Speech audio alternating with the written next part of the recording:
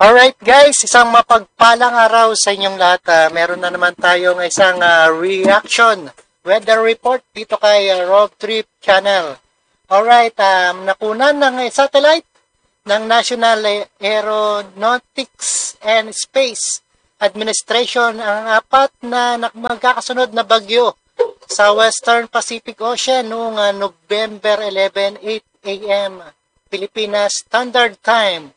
Alright, at panoorin po natin yan dito sa UNTV. Nakuhanan ng satellite ng National Aeronautics and Space Administration o NASA ang apat na magkakasunod na bagyo sa West. Alright, apat na bagyo. Ito ay magkakasunod. First time in the record, on the record dito sa ating Pilipinas. Pacific Ocean noong November 11, 8 a.m. Philippine Standard Time.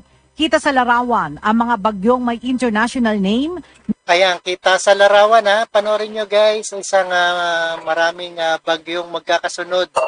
At ingat-ingat tayong lahat dito sa malalaking bagyo. Kakaiba na ang bagyo ngayon. Yinxing, Toraji, Usagi at Manyi. Pinangalanan ng mga bagyo sa Pilipinas na Marce, Nika, Ophel at Pep. Ayan ay Roragi, Manyi.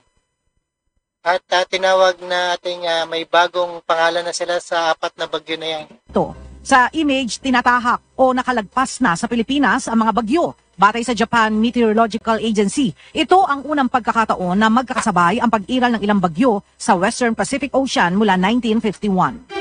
Alright, first time na history dito sa Pilipinas ang apat na bagyo. Alright, mega loud shoutout at ingat po tayong lahat. At mayroon tayong reaction tungkol sa ating paano mag-calamity loan. Panoorin nyo yan guys. Alright?